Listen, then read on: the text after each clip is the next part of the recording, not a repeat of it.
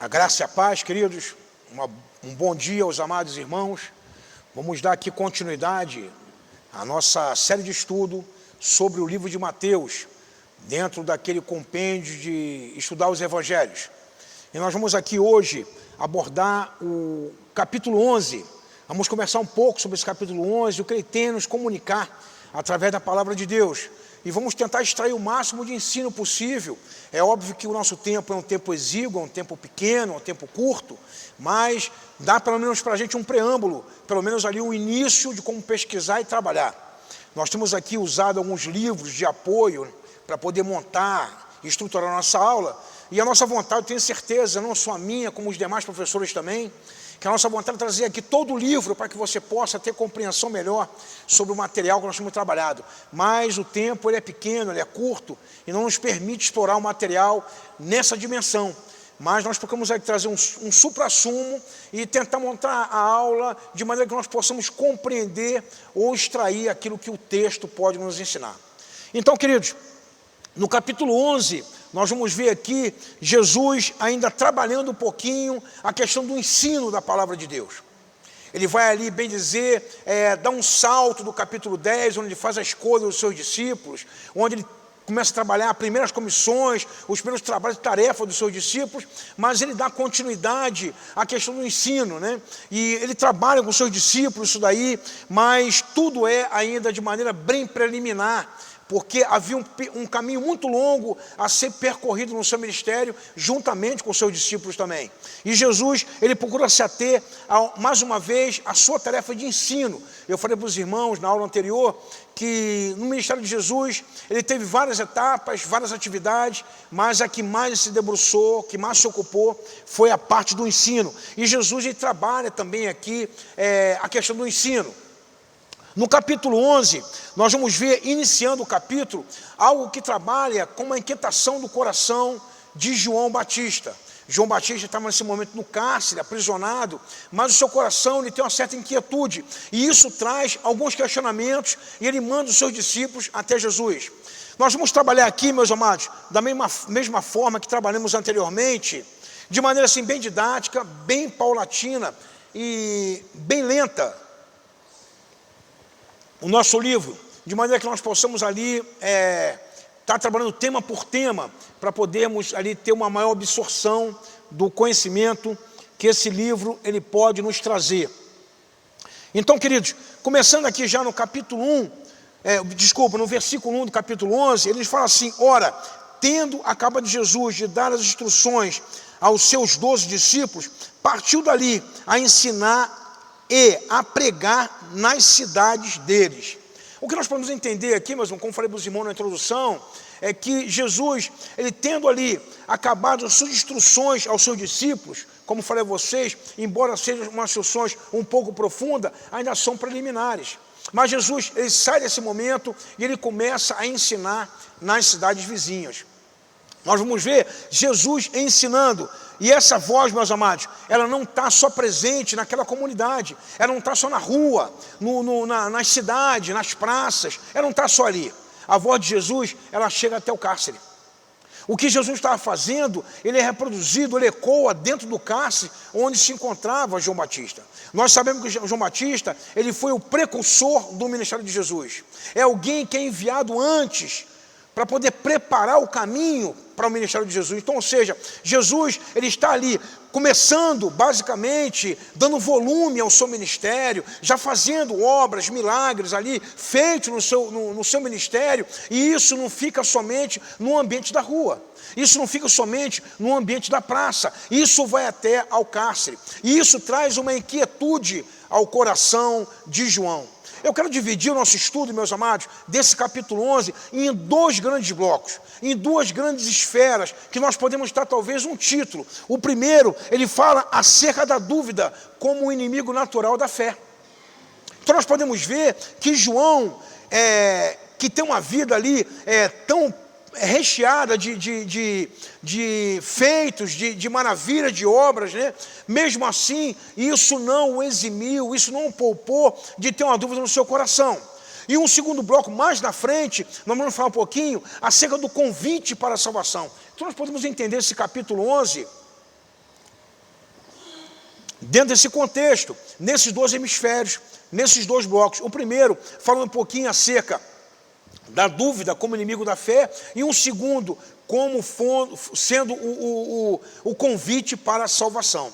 Então, queridos, nesse primeiro bloco aqui, nós falamos sobre a dúvida como inimigo da fé. Ele vai do versículo 1 até o versículo 19. E dentro desse texto, né, que compreende o versículo 1 até o versículo 19, nós vamos encontrar outros subtítulos que nós também vamos ali estar faseando, trabalhando ali também subtítulos nesse texto, nessa parte desse texto. Então, queridos, quanto à dúvida inimiga da fé, então precisamos entender que o ministério principal, ele era o ministério de Jesus. Tudo que aconteceu antes e que aconteceu depois do ministério de Jesus, ele converge para Jesus. Ele vai ali convergir, ele vai apontar para Jesus. E o ministério de João Batista não foi diferente. O tempo que João Batista ali estava executando, exercitando, efetuando seu ministério, também ele apontava para o ministério de Jesus. E por ser o ministério de Jesus o mais importante, isso não quer dizer que os outros ministérios, que as outras tarefas, que os outros exercícios não tenham qualquer valor, muito pelo contrário. Nós vamos ver, e vamos ver mais na frente também, de uma maneira mais específica, mas por agora nós podemos ver que Jesus, ele também valoriza o ministério de João Batista. Jesus, ele também dá importância ao ministério de João Batista. Então, ou seja, o ministério de João Batista não é porque o de Jesus ele era o principal, ele passa despercebido de maneira nenhuma. Ele tem o seu valor, mas dentro do seu contexto. Ele tem o seu valor dentro da sua efetividade. Nós vamos ver, por exemplo, lá em João, capítulo 3, versículo 30, João falando assim, João Batista falando assim, importa que eu diminua e que ele cresça. Então, ou seja, João Batista, ele já entende, através dessa mensagem, que o seu ministério, a sua tarefa, a sua atividade, ela estava chegando ao fim. O seu trabalho como precursor, como preparador desse caminho, preparador para o ministério do Messias, ele estava se encerrando, estava se findando. E ele se finda aqui, no capítulo 11, ele se finda basicamente dentro de um cárcere. E nós vamos ver isso. Esse texto que nós encontramos no capítulo 11, ele também está reproduzido também em Lucas, capítulo 7. Então nós vamos encontrar dentro dessa visão dos evangelhos sinóticos, né? Nós vamos encontrar também esse mesmo texto lá reproduzido em Lucas, né? E naquele estudo do capítulo, na aula 2, que nós falamos acerca da teoria das fontes, né?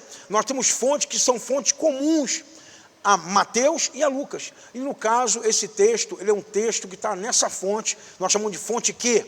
Ele também é reproduzido lá. Então, meus amados, Jesus, ele estava, na verdade, dando volume ao seu ministério. E o ministério de João Batista, ele estava terminando. Mas existia uma inquietude no coração de João Batista. Existia uma pergunta no coração de João Batista, a partir dos feitos que aconteciam, das obras, dos milagres de Jesus. João Batista queria saber o seguinte, se Jesus, ele era mesmo o Messias, ou precisava esperar outro. E com essa pergunta, meus amados, ele envia os seus discípulos até Jesus, para que eles possam perguntar a Jesus acerca desse questionamento, para que possa trazer paz à alma de João Batista, possa trazer paz ao coração de João Batista. Olha o que nos fala aqui, o versículo 2, o versículo 3 desse capítulo 11. Ele diz assim, ó, quando João ouviu do cárcere falar das obras de Cristo, mandou por seu discípulo perguntar-lhe, és tu aquele que estava para vir, ou havemos de esperar outro? Então, queridos, essa pergunta, essa inquietação, ela ocupava o coração de João Batista. Talvez nós possamos assim também ter algumas perguntas a fazer, né? Como pode João Batista, o homem que foi, o profeta que foi, Jesus chama João Batista de o maior profeta nascido de mulher, como ele pode ter uma inquietude no seu coração? Eu quero dizer, meus amados, que isso é algo perfeitamente compreensível quando nós olhamos a humanidade de qualquer pessoa, quando nós vamos à humanidade dos grandes homens da Bíblia. Então, grandes homens da Bíblia, grandes nomes da Bíblia, também tiveram as suas inquietudes, também tiveram seus corações também perturbados também tiveram inquietação na sua alma. Tal qual foi João Batista, aqui nesse episódio, nesse momento, que ele chega ao ponto de pegar 2 discípulos, ou mais discípulos. Aqui o texto não fala de quantos discípulos foram lá, ele fala que os seus discípulos vão até Jesus, poder perguntar a Jesus a respeito de se era ele ou não o Messias esperado, o Cristo esperado. Da mesma forma como João teve a sua inquietude, também Moisés teve a sua inquietude. Também Jeremias, ele teve a sua inquietude também. Paulo, ele também teve a sua inquietude. Elias também teve a sua inquietude. Quando Elias ele é perseguido ali por Jezabel, ao ponto de querer matá-lo, tirar sua vida, ele esconde numa caverna, ele pede para morrer. Então, ou seja, houve inquietude no coração de Elias. E Elias, ele pensou que ele fosse o único profeta que estava preservando a integridade com Deus. E Deus falou assim, não é só você. Existem mais 7.000 profetas igual você que não se dobraram a Baal. Então, ou seja, a inquietude do coração de Elias. Eu quero ler um texto, meus irmãos, sobre isso, que nós encontramos em Jeremias, capítulo 20, do versículo 7 ao versículo 9. Olha o que Jeremias fala, meus amados. Fala assim, persuadiste-me, ó Senhor, e persuadido fiquei, mas forte foste do que eu e prevaleceste. Sirvo de escárnio todo dia, cada um deles zombam de mim, porque sempre que falo, tenho de gritar e clamar, violência e destruição, porque a palavra do Senhor me tornou em opróbrio e ludibrio todo dia. Versículo 9, quando pensei, não me lembrarei deles e já não falarei no seu nome. Então isso me foi no coração como fogo ardente, encerrando nos meus ossos. Já desfaleço de sobre e não posso mais. Então, ou seja, Jeremias, aquele profeta que é chamado no ventre da sua mãe, onde ele é escolhido especificamente, onde Deus colocaria a palavra nos seus lábios para poder falar a palavra de Deus, onde Deus preserva e vela pela sua palavra através do profeta, onde o profeta teve N experiências com Deus, ele chega num momento de crise existencial na sua vida. Ele chega num momento de dilema na sua vida. O apóstolo Paulo também fala isso, lá em 2 Coríntios, capítulo 1, versículo 8 e 9. Ele fala que as tribulações que veio sobre ele na Ásia foram maiores do que ele, ao ponto de não querer preservar a sua vida. Então, ou seja, essa crise existenciais, essa crise de questionamento, aquela crise que traz ali perturbação na nossa alma, isso é perfeitamente compreensível quando nós olhamos a humanidade desses grandes homens de Deus. Então, queridos, João não foi diferente.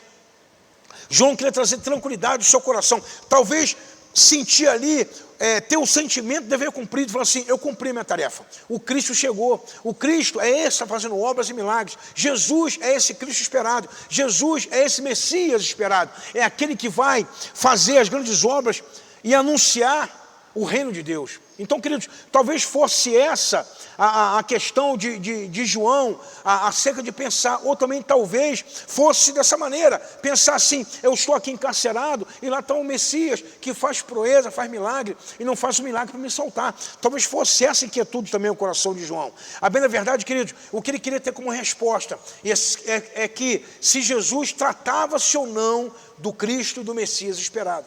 Mas isso trazia inquietude ao seu coração. Interessante, meus amados, que ele manda aos seus discípulos falar diretamente com Jesus. Ele manda aos seus discípulos ir questionar Jesus.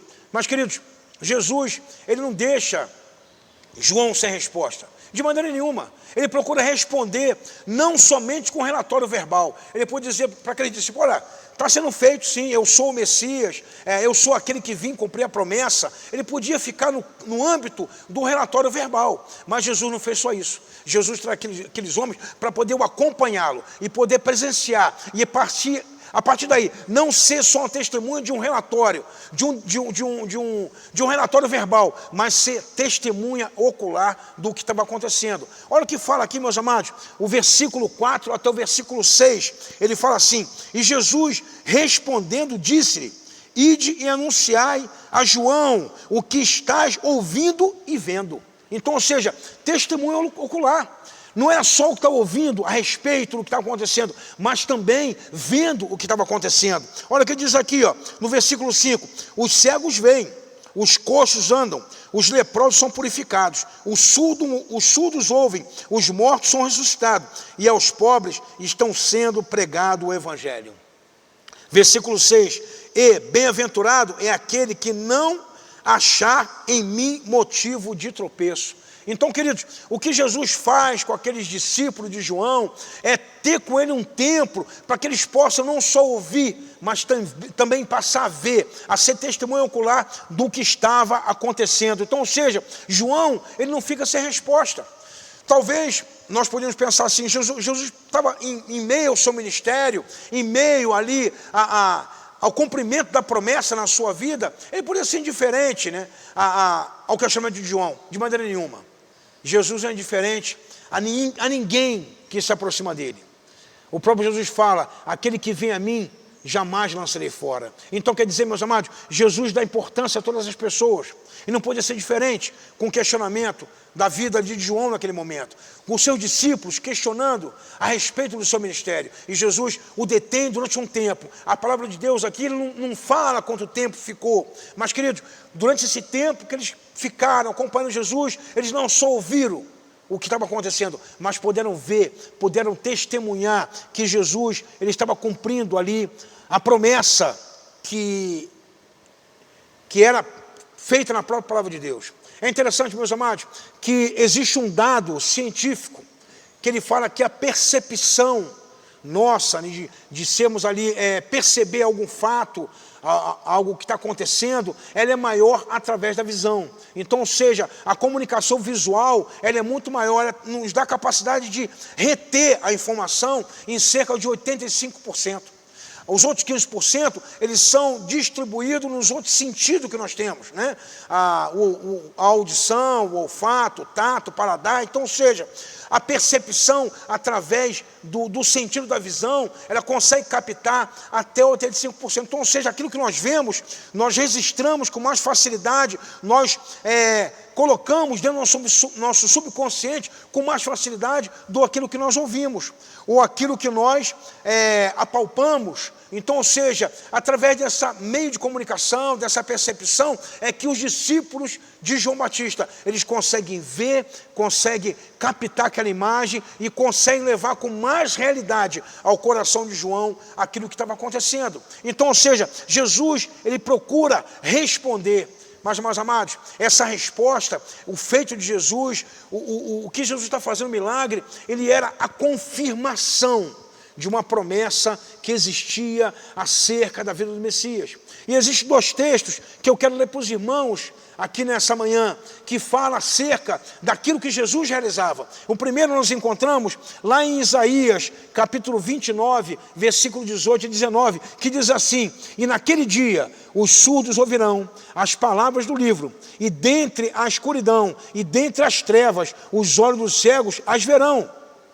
E os mansos terão gozo sobre gozo no Senhor, e os necessitados entre os homens se alegrarão no Santo de Israel. Então, queridos, isso é uma promessa que estava contida dentro do livro de Isaías, que fazia referência ao ministério do Messias, que fazia referência às obras que o Messias iria realizar. Um outro texto nós encontramos ainda no livro de Isaías, no capítulo 35, versículos 5 e 6, que fala assim: então os olhos dos cegos serão abertos, e os ouvidos dos surdos se abrirão, então os coxos saltarão como servos, e a língua dos mudos cantará, porque águas arrebatarão o do deserto e os ribeiros do Hermos. Então quer dizer, queridos, Jesus, ele estava cumprindo uma promessa contida no Novo Testamento.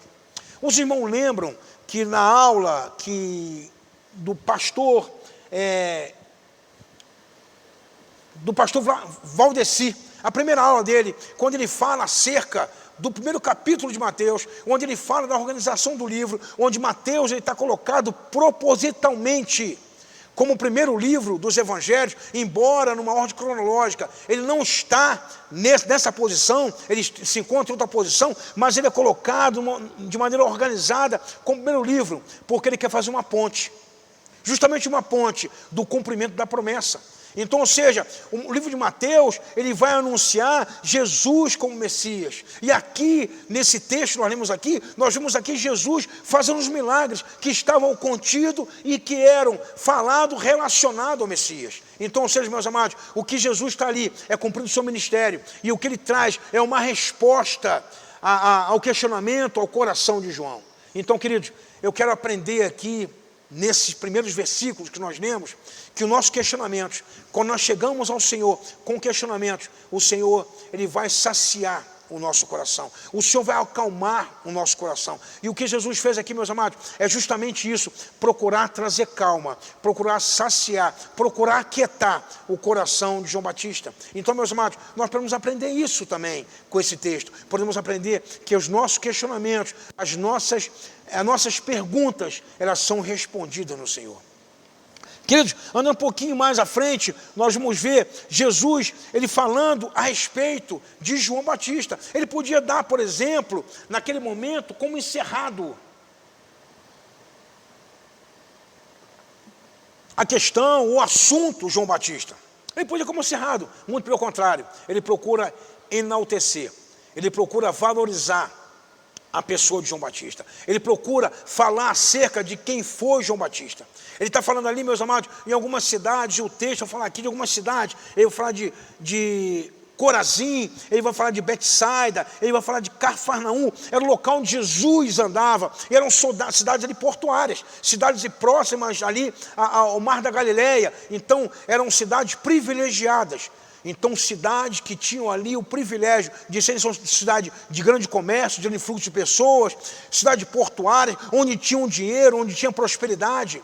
É nessa cidade que Jesus está falando. E ele vai falar acerca de João Batista. Olha o que ele fala, meus amados, como testemunho de João Batista, do versículo 7 até o versículo 15. Ele fala assim: Jesus dá testemunho de João. Então, em partindo eles, quem são eles? São os discípulos de João. Passou Jesus a dizer ao povo a respeito de João: que saíste a ver no deserto? Um caniço agitado pelo vento? Sim, que saíste a ver? Um homem vestido de roupas finas? Ora, os que vestem roupas finas assistem nos palácios reais.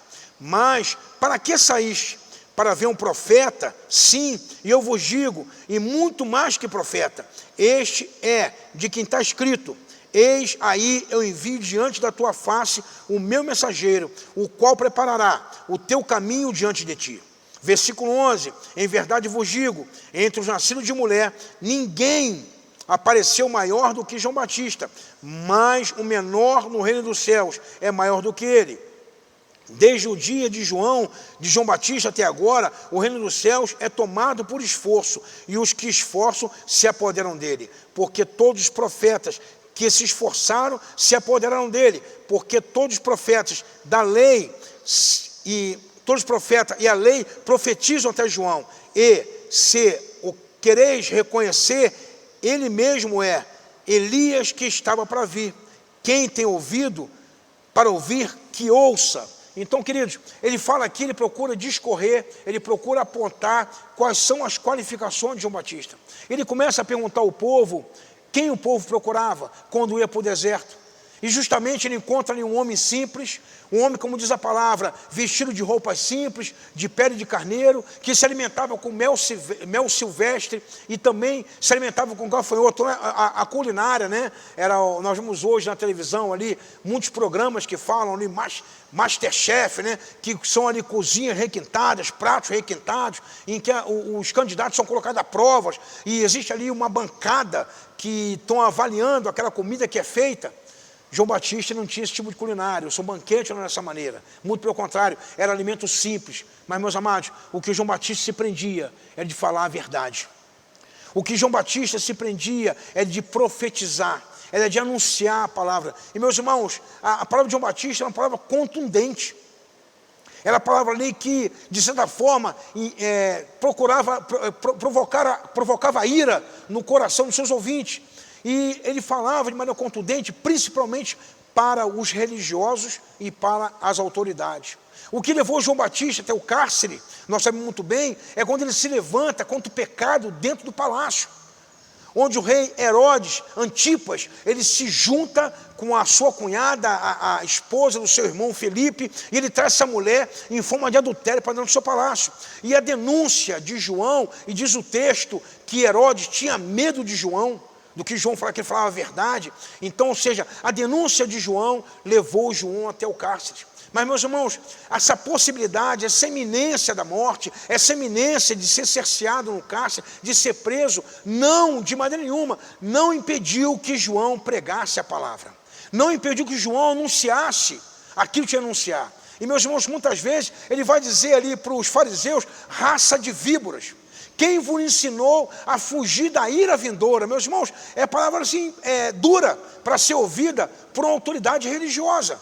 Então, meus amados, esse discurso trazia incômodo, esse discurso trazia um certo desconforto, e isso muitas vezes levou a uma certa perseguição, levou ali uma certa rivalidade sobre a vida de João, e o leva João até o cárcere. Meus amados, Jesus, ele reconhece essas qualidades de João. Jesus, ele passa a discorrer, ele passa a apontar essas qualidades de João, e começa a dizer do caniço que está no deserto. Meus amados, caniço é aquela vegetação bem fina, que não resiste à força do vento, em se manter ereta, se manter em pé. Mas, meus amados, ela não se quebra com o vento. Há uma diferença. Então, queridos, quando ele fala acerca de João, as suas qualidades, vai dizer assim, ó, um homem que não se dobrava diante das circunstâncias adversas. Então, ou seja, as lutas, aquilo que se levantava contra João, as ameaças, isso não fazia com que João parasse.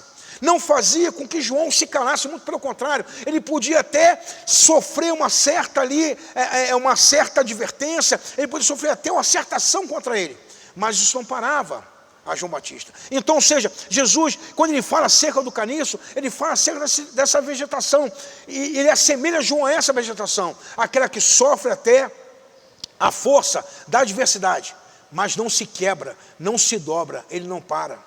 Então, queridos, era uma qualidade que João tinha. Uma outra qualidade que Jesus vai falar acerca de João, que João não se dobrava às seduções, quando ele fala acerca das suas roupas, a simplicidade das suas roupas. Queridos, talvez João pudesse ter sido assediado, um profeta no meio de Israel. E, queridos, quanto tempo não se tinha um profeta em Israel? O último profeta, antes de João Batista, foi Malaquias. Malaquias é o último profeta. E, no entanto, surge 400 anos depois, cerca de 400 anos depois, um novo profeta. Talvez ele pudesse ali tivesse ali requerer algumas prerrogativas para ele. Muito pelo contrário. Ele não almejava a vida no palácio, uma vida de luxo, uma vida de abastança, de maneira nenhuma. Ele procurou viver na simplicidade. Então, ou seja, quando Jesus fala acerca de João Batista, ele fala assim, era um homem que não se dobrava às seduções. Um outro atributo de João Batista, um homem preparado por Deus para uma grande obra. Então, ou seja, João Batista foi um profeta que vê o mundo cumprir uma promessa. O seu nascimento foi um milagre, a sua vida foi um exemplo, o seu ministério foi uma obra de preparação para a chegada do Messias, e a sua morte foi uma demonstração de indobrável coragem. Então, queridos, João Batista era um homem que ele foi preparado por Deus para uma grande obra. E Jesus reconhece isso. Jesus reconhece o trabalho de João Batista. Jesus, ele dá ali valor ao que João Batista faz, ao ponto de dizer que João Batista é um homem em relação aos profetas, alguém mais importante dos que foram nascidos de mulher. Então, ou seja, ele reconheceu a obra de que Deus tinha separado para João Batista. E nós conhecemos muito bem que Isabel, a mãe de João Batista, era alguém estéril. O seu pai, Zacarias, era alguém que servia um sacerdote, mas que ele tinha idade avançada, mas tinha uma promessa sobre ele. Aparece um anjo falando para Zacarias que ele teria um filho que Isabel engravidaria.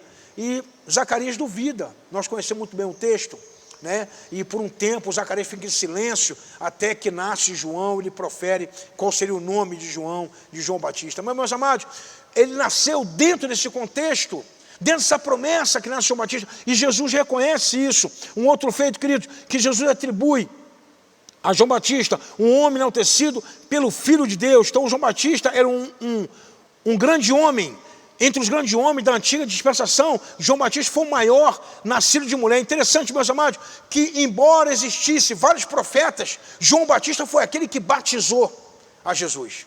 João Batista foi aquele que preparou efetivamente o caminho de Jesus. João Batista é aquele que prepara o caminho, que vai ali anunciando a preparação do caminho, endireitando os caminhos, as veredas por onde passaria a grande promessa que era Jesus Cristo, onde passaria o Messias. Então, ou seja, João, ele ocupa essa posição de destaque, meus amados. E nós vemos isso no versículo 11, quando ele fala sobre isso. E outro atributo que Jesus vai destacar acerca de João Batista, ele fala de João Batista, um homem que veio em cumprimento de uma profecia. João Batista veio no espírito e no poder de Elias. Queridos, tem texto na Bíblia que às vezes dá brecha para certos grupos lançarem mão para poder testificar aquilo que eles falam ou que eles defendem como doutrina. Um dos textos é esse, onde João Batista ele viria como Elias. Então, se apropria desse texto para poder justificar a reencarnação. Como tem um caso lá em Mateus, capítulo 17, alguém vai dar essa aula, não sei se sou eu ou são outros pastores, mas fala sobre a transfiguração. É um outro texto difícil de explicar, porque muitas vezes esses grupos se apropriam desse texto para poder justificar a sua doutrina, a sua crença. Mas, meus amados, João Batista, ele não é a reencarnação de Elias. Muito pelo contrário. Ele vem no mesmo ímpeto que Elias. Ele vem na mesma disposição. Vamos olhar a situação de Elias. Elias é alguém que afronta o rei Acabe. Ele vai ali, na verdade, afrontar o rei e dizer dos pecados do rei. Ele vai dizer a questão da associação do povo de Israel, levado por Jezabel a poder adorar e se prestar culto a Baal. Ele afronta os 450 profetas de Baal. Então, ou seja, Elias era alguém destemido, alguém intrépido, alguém que era revestido de autoridade por Deus. E no caso aqui, João Batista é a mesma pessoa. Se nós formos ver, por exemplo, meus amados, aqui em João, Evangelho de João, capítulo 1, há uma pergunta direcionada ao próprio João Batista. Capítulo 1, versículo 21.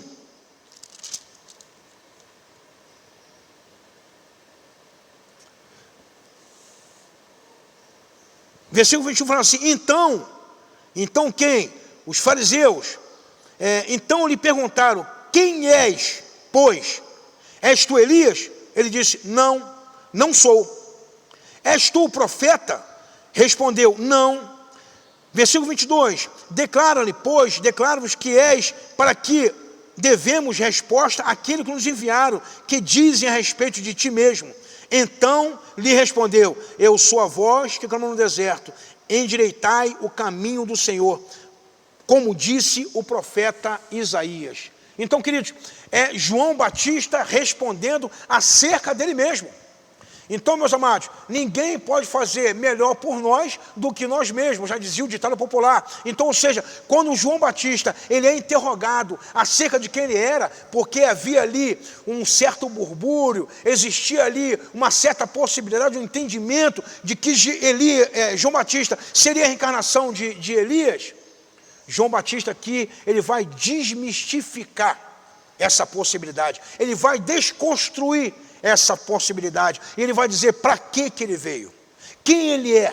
Eu sou a voz que clama no deserto, numa terra árida, onde não há profeta, onde não há palavra, onde não é pregado, não é anunciado, onde se vive tão somente uma questão religiosa, tão somente uma coisa de aparência, uma coisa ali que só vive só pelas aparências, mas que profundamente não existe ali respaldo, não existe base. Então, ou seja, João, ele vem dizer ali, ele vem chamar ao arrependimento, ele vem chamar o povo a ter uma vida ali de penitência. E o que é penitência, meus amados? É uma vida de arrependimento, é reconhecer a necessidade de se arrepender. É o que João vem trazendo, mas aqui o texto é explorado numa outra conotação. Mas aqui, justamente, ele quer dizer isso, que João, ele veio com um cumprimento de promessa, de profecia, melhor dizendo, um cumprimento de profecia. onde o próprio Isaías, ele fala acerca daqueles que viriam anunciar, preparar o caminho do Messias, preparar o caminho de Jesus, preparar o caminho do Cristo, do ungido, aquele que anunciaria, que faria milagres no meio da multidão, que faria sinais de milagre. Mas o maior milagre, meus amados, é salvação. O maior milagre que Jesus produz na humanidade é salvação. Às vezes, queridos, nós nos prendemos de maneira errada às maravilhas e às obras que nós devemos mesmo atribuir glórias a Deus. Mas, queridos, o maior milagre que Deus pode fazer na humanidade é a salvação.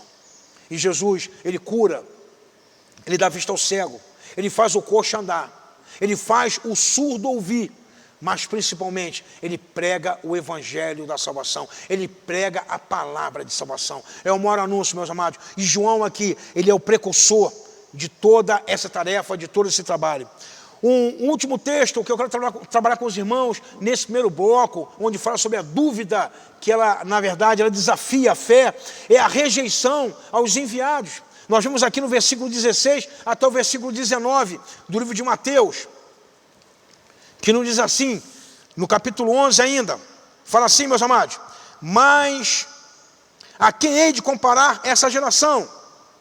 É semelhante aos meninos que, sentados na praça, gritam aos companheiros: nós vos tocamos flautas e não dançaste, entoamos lamentações e não pranteaste. O que quer dizer isso, meus amados? Quer dizer que tanto o João Batista como Jesus não foi do agrado da geração, não foi bem recebido, eles foram rejeitados, na verdade. Pois veio João, que não comia e nem bebia, e dizem: tem demônio. E veio o Filho do Homem, que come e bebe, e dizem: eis aí um glutão e bebedor de vinho, amigos de publicanos e pecadores. Mas a sabedoria é justificada por suas obras. Meus amados, então aqui há uma clara rejeição, tanto de João Batista, porque o persegue, né, até o ponto de ser encarcerado, e depois de ser decapitado, de ser morto, e também Jesus, que também é perseguido também, até o ponto de ser julgado, condenado, e ser morto na cruz. Então, queridos, na verdade ali, a geração, Jesus começa a falar assim: a quem eu vou comparar essa geração? A quem eu vou comparar? Uma geração imatura, uma geração que não está percebendo, uma geração que não tem os olhos abertos, uma geração que se prende tão somente ali a sua existência, e por isso rejeitam a palavra de salvação, que de maneira preliminar e anunciada, preparada por João Batista, e que João Batista procura que se manter o máximo isolado daquela comunidade, daquela cultura, né? João Batista, há um pensamento que João Batista participava do grupo dos religiosos essênicos, então, ou seja, aqueles que viviam reclusos, viviam em cavernas, né? Viviam ali em meditações constantes. Essa era a vida de João Batista, e João Batista é tido como alguém que tem demônios. A rejeição é esse ponto, a esse extremo. E quando vem Jesus com compaixão, com amor, com acolhimento, é diferente, porque ele se mistura com os pecadores. Ou seja, não está isento daquela vida de coletividade. Mas Jesus tinha um propósito. E nós vamos ver mais na frente qual é o propósito de Jesus estar próximo dessas pessoas, das pessoas simples, as pessoas humildes de coração. Então, queridos, o evangelho era pregado, mas ao mesmo ponto que ele é pregado, ele era rejeitado. Queridos, no segundo bloco, que nós podemos falar nessa manhã, ainda acerca do capítulo 11, é acerca do convite de salvação, que nós podemos ali encontrar a partir do versículo 20 até o versículo 30. Na primeira parte, no primeiro subtítulo, nós podemos ver ali, falamos sobre os impenitentes não alcançaram misericórdia, né? Então está ali no versículo 20 até o versículo 24, que diz assim: passou então Jesus a increpar as cidades nas quais ele operava numerosos milagres, pelo fato de não terem arrependido. Ai de ti, Corazim, ai de ti, Betsaida, porque se em Tiro e em Sidom se tivesse operado os milagres que em vós fizeram, há muito que elas se teriam arrependido, como pano de saco e de cinza. Versículo 22, e contudo vos digo, no dia do juízo haverá menos rigor para Tiro e Sidom do que para vós outros. Tu, Cafarnaum, elevar-te-ás porventura até o céu? Descerás ao inferno, porque se em Sodoma se tivesse operado os milagres que em ti se fizera, teria permanecido até o dia de hoje.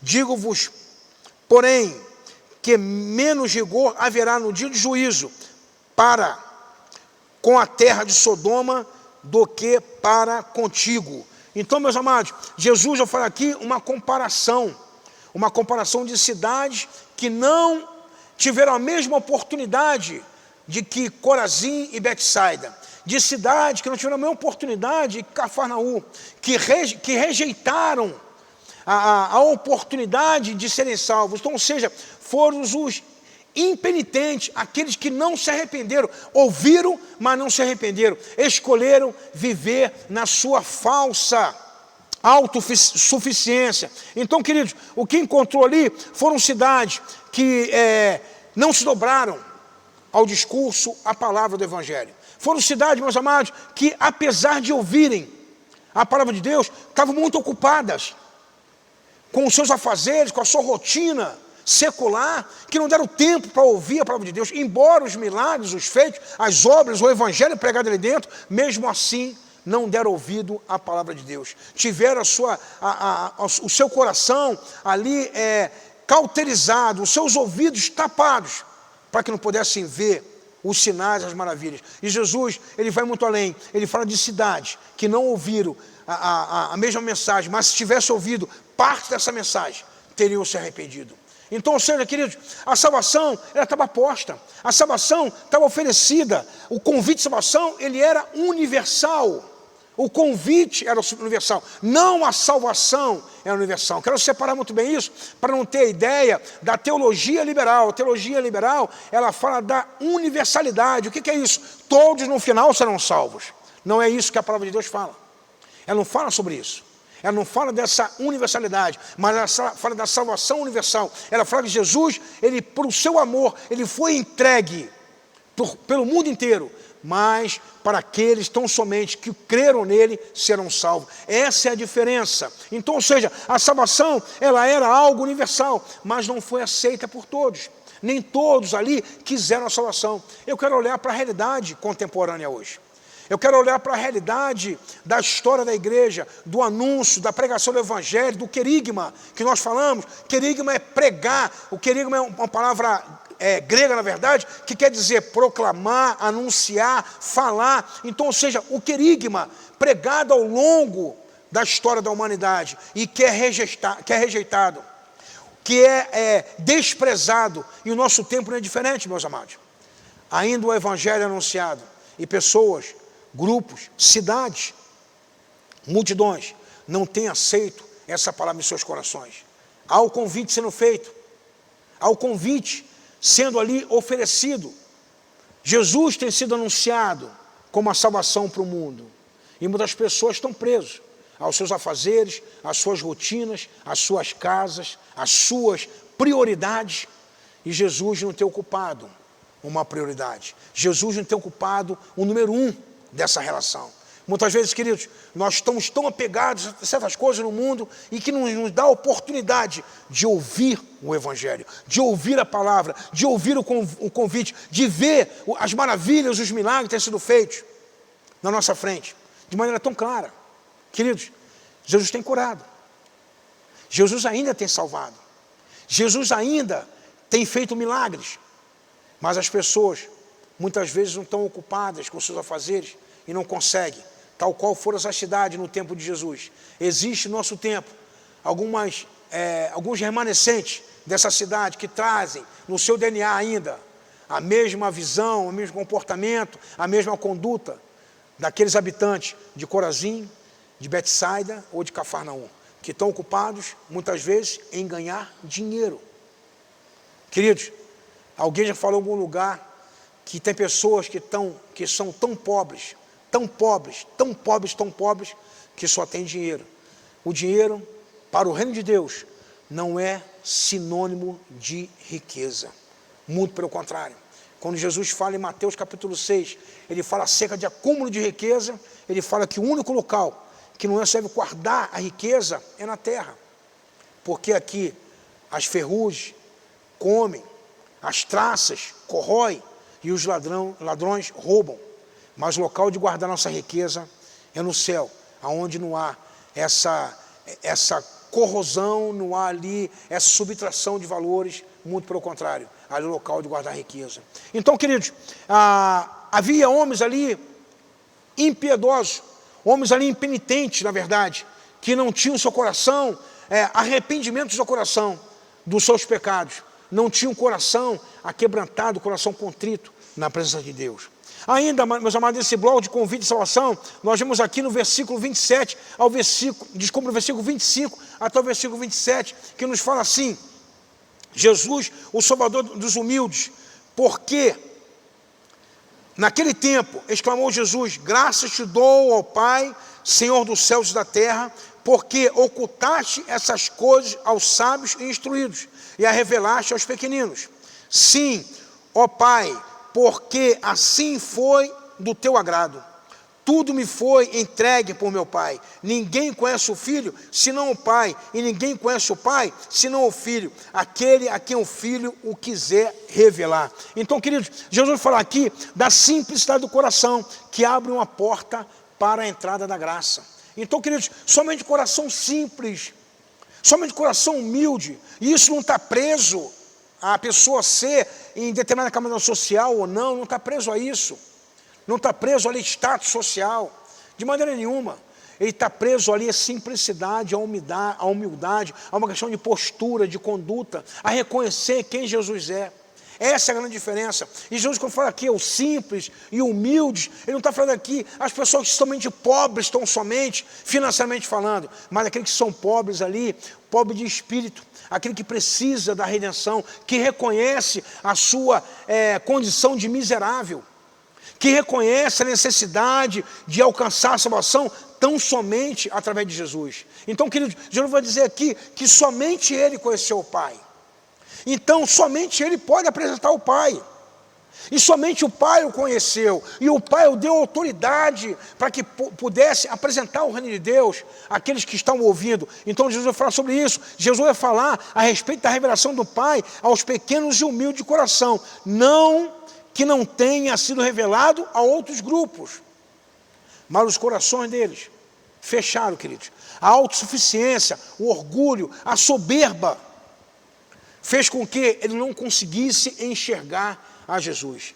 E tem pessoas que ainda são assim, infelizmente. São pessoas que a sua soberba, o seu orgulho, a sua falsa autossuficiência não permite que eles possam enxergar a salvação que está tão próxima deles. É necessário, meus amados, descer esse patamar. É necessário se dobrar, é necessário se humilhar. A palavra de Deus fala aqui, os humildes serão exaltados, mas os arrogantes, os soberbos, eles serão humilhados. Há uma inversão de valores nisso daí. Na nossa sociedade, por exemplo, nós somos habituados a reconhecer as autoridades e conceder essa autoridade algumas prerrogativas que confirmem, que estabeleça essa autoridade.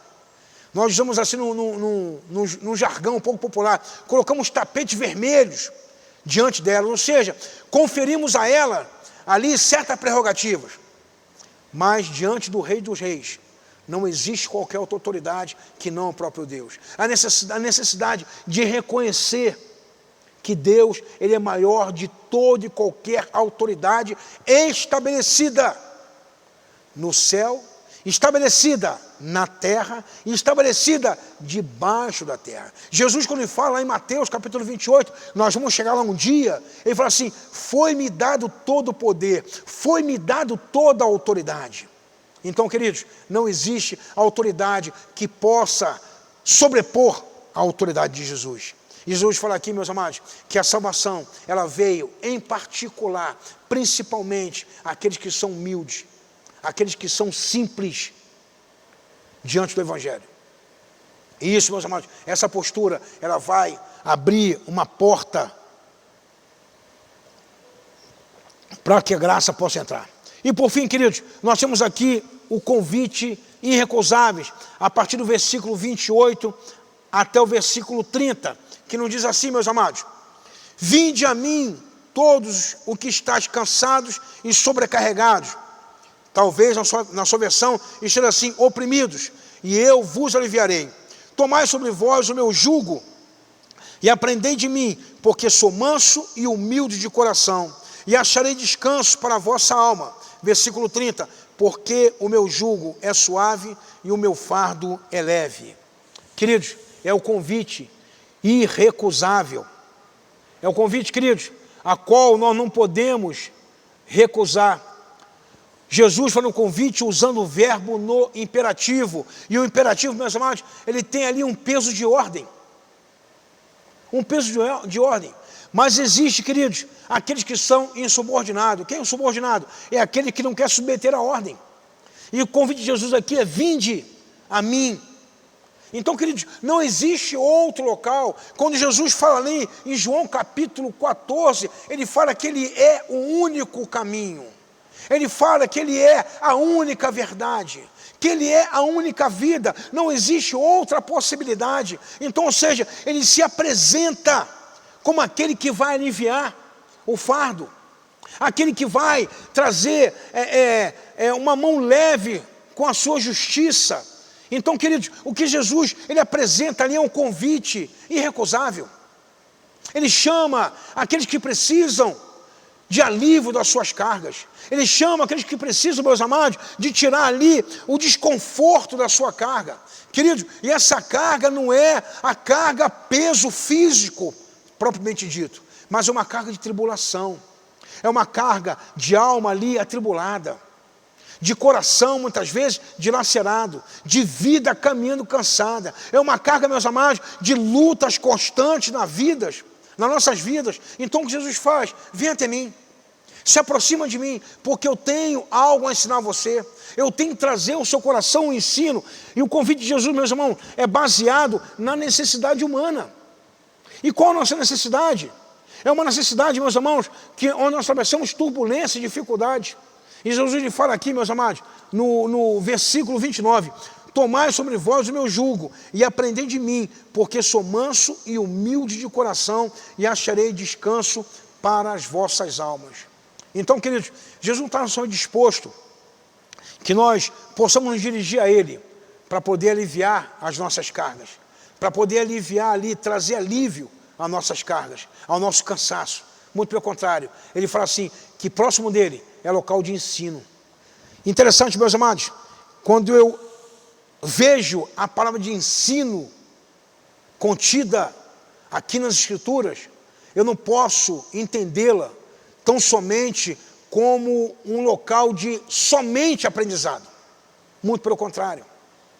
É o local de receber, preparar, para que daqui a pouco eu também possa oferecer. Então, quando Jesus fala assim, aprendi de mim, que sou manso e humilde de coração, ele quer dizer assim, ó, o mundo não oferece isso. Os resultados ou os caminhos que o mundo apresenta não são esses caminhos. Eu quero ensinar a vocês um caminho diferente, um caminho na mansidão, da humildade, porque esse caminho nos levará mais longe, nos levará a ser aceito no meio da comunidade. Vamos aqui olhar para a nossa realidade, queridos. Nós até convivemos um certo tempo, durante um período, com pessoas arrogantes. Tentamos até ensinar que a humildade é melhor que a arrogância e a soberba. Mas quando nós vemos que ela resiste a esse ensino, naturalmente, nós nos afastamos dela. Naturalmente, ela vai ali repelir o nosso convívio. Naturalmente. Então, Jesus diz assim, ó, a humildade ela é melhor aceita dentro de qualquer ambiente social.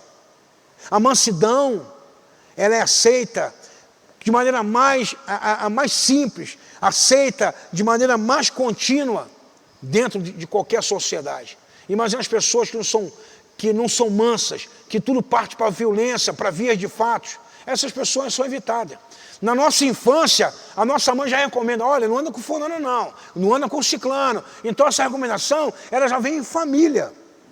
Então, queridos, é o que nós presenciamos na nossa caminhada. E Jesus, ele traz cada um de nós, para próximo dele, para poder, nesse ambiente, nós encontrarmos ali descanso para nossas almas, encontrarmos ali alívios para a nossa sobrecarga, e também aprendemos a ser mansos e humildes de coração. E ele fala mais, amados, ele fala porque o jugo dele é suave e o fardo dele, ele é leve. Então, queridos, quando eu aprendo com Jesus, eu aprendo a administrar as questões da vida. Porque muitas vezes a sobrecarga também, ela está preso à nossa conduta, a nos relacionarmos com isso. E Jesus nos ensina ali a nos relacionarmos com a sobrecarga da vida, com a tribulação. Quando ele fala assim, ó, no mundo tereis aflições, mas tenha bom ânimo, porque eu venci o mundo. Então, ou seja, a tribulação, a dificuldade, as lutas, elas fazem parte da vida, do nosso cotidiano. Mas é necessário nós aprendermos ali a nos relacionarmos. É por isso que Jesus fala assim, ó, não andei ansiosos por coisa alguma. E um dia eu estava numa, não sei se foi numa pregação, ou num momento informal, não sei o que foi, mas a Edilene, do pastor Richard, falou assim, ó, ansiedade é excesso de futuro. Excesso de futuro, eu quero isso, mas está na frente ainda, calma, vai chegar um momento, e eu estou nessa ansiedade, e eu estou trazendo aquele mal do dia da frente para cá, e Jesus fala assim, ó, basta cada dia o seu mal, não andei ansioso por coisa alguma, porque a ansiedade não vai construir nada na nossa vida, muito pelo contrário, ela vai trazer doença para a nossa vida. Então, ou seja, a ansiedade, que é algo ali emocional, daqui a pouco traz patologia para nossas vidas. Então, queridos, Jesus fala assim, ó, a mansidão, a humildade, saber se relacionar com as lutas da vida, vai nos dar ali tranquilidade para caminhar um pouco mais longe. Então, queridos, não só caminhar um pouco mais longe, mas ensinar aquelas pessoas na nossa caminhada como se relacionar, como nós aprendemos com o Mestre. Então, queridos, o nosso estudo dessa manhã, ele começou com uma ansiedade, ele começou com uma pergunta, ele começou com uma dúvida, com o coração inquieto. E ele termina com uma mansidão, ele termina com a leveza aqui do fardo de Jesus, a suavidade da sua justiça. Então, queridos, nesse capítulo 11, onde nós lemos aqui 30 versículos, nós podemos ser tratados pelo Espírito Santo. E sabemos aqui que nossos questionamentos, eles são pertinentes, que nossas perguntas, elas são ali totalmente aceitas. Mas Jesus, ele quer tratar do nosso coração. Mas nesse espaço de tempo, entre a dúvida e o tratamento de Jesus, ele quer falar sobre o nosso ministério. Ele quer falar também das nossas qualidades, daquilo que tem construído nas nossas vidas. Como Deus quer que nós sejamos ali, sejamos na nossa caminhada. Como Deus quer que nós nos apresentemos ali dentro da proposta do Evangelho. Então, meus amados, que Deus possa mesmo fazer uma obra na nossa vida, como usou de maneira assim, tão exponencial a vida de João Batista. Nós não queremos jamais chegamos ao pé de João Batista, se nós formos ali simples cooperadores com o Evangelho, simples cooperadores, não fomos pedra de tropeço na frente de Jesus, já estamos ali contribuindo muito com a sua obra e com o seu ministério. Mas, meus amados, o que Deus quer é que nós permitamos que Ele possa operar na minha vida e através das nossas vidas. Que o nosso coração, ele possa encontrar paz diante do Senhor. Que nós possamos também entregar essa paz ao mundo, uma paz que independe da circunstância, que independe do momento que estamos vivendo. Nós estamos vivendo um momento de pandemia ainda. Aqui, prognóstico dessa pandemia durar não sei quanto tempo. Nós vamos ter que aprender a conviver com isso. E graças a Deus, queridos, nós temos aprendido a conviver com ela. Nós temos aprendido a nos prevenir, a nos precaver, a termos condutas ali que possa ali ser de precauções, ser sanitárias ou não, condutas pessoais no convívio social. Mas nós estamos aprendendo. Medicamento tem sido administrado no posto médico indica o medicamento, tomamos ali, chamamos de posologia, né? Posologia justamente o que é? Tomar o medicamento na dose certa que o médico manda, e que também a bula manda também. Isso é posologia, porque isso aí foi testado por alguém, e foi eficaz, foi eficiente, e isso tem sido aplicado. Então, queridos, estamos aprendendo. Outras pessoas especializando nessa enfermidade, para poder trazer melhor resultado, pessoas se debruçando, laboratórios, pesquisadores, pesquisando vacinas, para que possam ser ali aplicadas e imunizar a população mundial. Então, queridos, temos aprendido né? Estamos aprendendo a conviver com isso. E, meus amados, para a gente, inicialmente foi uma turbulência, foi um fardo, mas nós estamos buscando na palavra. Buscar na palavra como conviver. Nos alimentados, fortalecendo um ao outro. De quando em quando, nosso grupo tem orações. Olha para o fulano, está internado, precisa de acompanhamento médico. Então, queridos, nós temos nos fortalecido como igreja um ao outro. Temos ali colocado paz no coração dos nossos irmãos. E uma paz que independe de circunstância, onde nós aprendemos com o Senhor Jesus como nos conduzimos em cada momento, sabendo que Deus, Ele está no controle de todas as coisas. Os milagres ainda estão acontecendo no nosso tempo, e o maior deles é o milagre de salvação. Que Deus te abençoe nesse domingo, que seja um domingo em família, um domingo debruçado na palavra de Deus, e que o Senhor possa falar ao seu coração.